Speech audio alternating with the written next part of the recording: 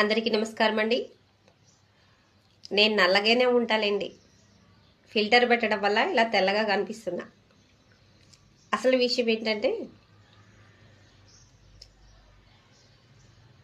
Pastor Praveen గారు నాకు ఎలా తెలుసు అంటే, అసలు పాస్టర్ ప్రవీణ్ గారి గురించి మాట్లాడితేనే ఇన్స్టాగ్రామ్లో కానీ, అన్న నమస్కారం ఇన్స్టాగ్రామ్ అన్న, యూట్యూబ్లో కానీ, యూట్యూబ్ అన్న నమస్కారం, మీరందరూ చల్లగా ఉండాలన్నా.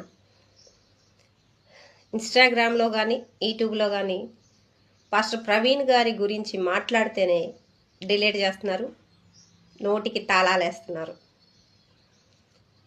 అసలు నాకు పాస్టర్ ప్రవీణ్ గారు అసలు నాకు తెలియదు, ఆయన ఎవరో.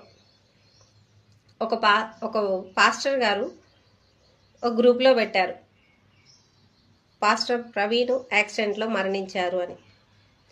అది నేను చూసా. ఈ పాస్టర్ ప్రవీణ్ గారు ఎవరా ఏంటి ఎక్కడో ఒకసారి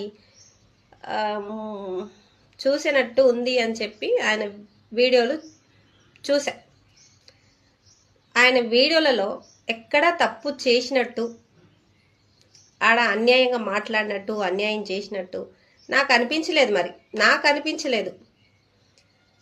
పేదల్ని దగ్గర తీసుకోవడం, ఆయన కొన్ని కంపెనీలు పెట్టి ఒక ఉద్యోగాలు ఇచ్చి కొంతమందిని సాధటం, పేద పిల్లలకి అన్నం పెట్టడం, ఇంట్లోనే ఉంచి పోషించుకోవడం, క్రైస్తవంలో తన దేవుడు అని నమ్ముకున్న దేవుడి గురించి బలంగా చాటడం. మరి ఆయన చేసినది నాకెక్కడా తప్పు అనిపించలేదు. ప్రతి ఒక్క మనిషి మానవత్వంగా ఆలోచించిన మనిషి అన్న తర్వాత ఎక్కడో కొద్దిగా మానవత్వం అనేది ఉంటుంది.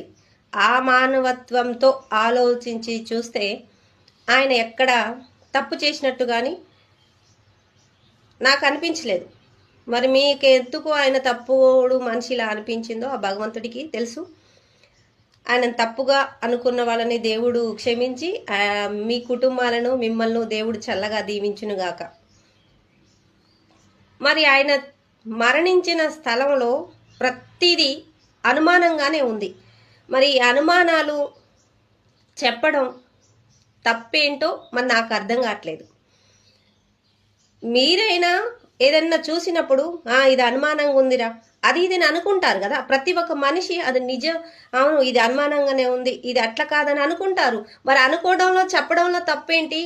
నా వీడియోలు ఎందుకు లాక్ చేస్తున్నారు, ఎందుకు డిలీట్ చేస్తున్నారు?